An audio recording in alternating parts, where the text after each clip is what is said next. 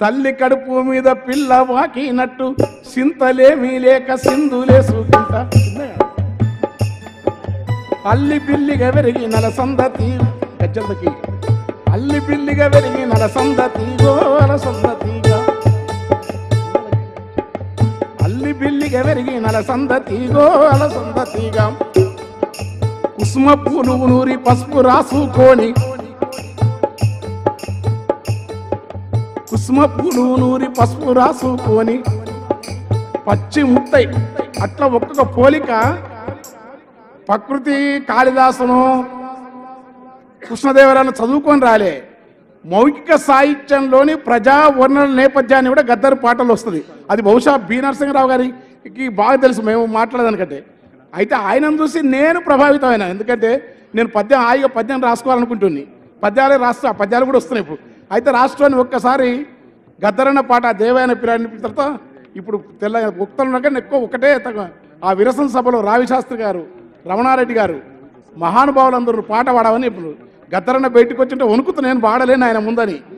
మంచిగా రాష్ట్రపతి అని ఉండే ఏఎఫ్టీ నాయకుడు దానికి కావాల్సిందంతా చేస్తాం సిద్ధం చేసి పెట్టి మాయితో పుట్టినోన్ని మల్లె పువ్వులే చేసి మాయితో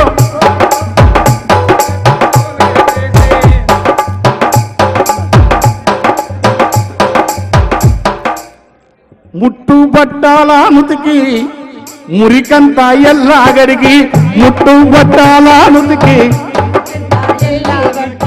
జగదూర్చి దిగాదూర్చి దిష్టి పూసాలు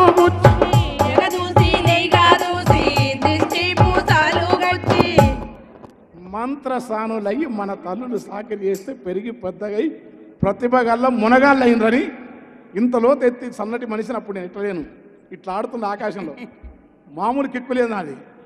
కిందికి వచ్చి ఎవర్రా వీడు ఏ ఊరు అనేది అన్నాడు. ఆయన చూస్తే భయం అసలు. గద్దర్ అంటే అప్పుడు బాలెడార్ మనకు పాల్ రాబ్సన్, బాబ్ డిలాన్,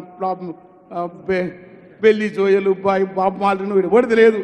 తర్వాత ఇట్లా చదువుకొని ఆ నర్సింగ్ ఇట్లా రాసి ఇట్లా చదువుకొని మనకు ఎవడు తెలియదు. కానీ ఆయన చూస్తే ఆయననే మాకు పాల్ రాబ్సన్. ఆయన కంటే ముందున్న నాజరు పాటలోని దుఃఖాన్ని మేము ప్రజానాట్యంలో విన్నాం. అది ఆ నాజరు వారసత్వాన్ని కోస్తాంధ్ర ప్రాంతపు రేపల్లె ప్రాంతపు కల్చర్కు తెలంగాణ ప్రాంతానికి ఉన్న ఈ రెండింటి మధ్యలో తెలుగు నేల సృష్టించిన ప్రజానాట్య మండలి, అరుణోదయ జననాట్య మండలి, కానూరు తాత, రామారావు గారు, గద్దరన్న, ఈ పరంపరకు సంబంధించిన వచ్చిన కవులకందరికీ ఆనాటి విప్లవ ప్రజా ఉద్యమాల యొక్క మహత్తరమైన పోరాట స్ఫూర్తి ఉండటం వల్ల కవులంట లిబెట్టినారు. గుర్తుపెట్టుకోండి.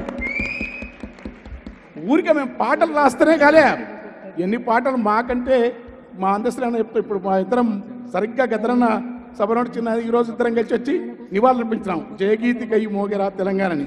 అలాంటి అందస్త్రీ కూడా చదువుకొని రాసి. కానీ ఎక్కడ ఈ ప్రాసంగికత ఉంది వంగపండు గారికి, గద్దర్ గారికి, నాజర్ గారికి, కర్ణాటి లక్ష్మణసారికి, సలాది భాస్కర్రావు గారికి, పరంపర సుద్దాల హనుమంతు గారికి పరంపర పరంపర పరంపర నిరంతరదాయంగా సాగిపోయే ఒక వారసత్వం. అది అనేక రూపాల్లో మౌఖిక వారసత్వం వచ్చిన ప్రజా ఉద్యమం యొక్క మార్క్సిజం యొక్క శక్తి లేకపోతే గద్దర్ని ఈ లోకం మీద మామూలు గొప్ప అక్షుక సత్తయ్య గారి మహాకళాకారుడు, మిద్దెరాములు మహాకళాకారుడు, మంచి పాటలు అద్భుతంగా సీతారామ శాస్త్రి రాస్తారు. సినిమా కొసరాజు గారు.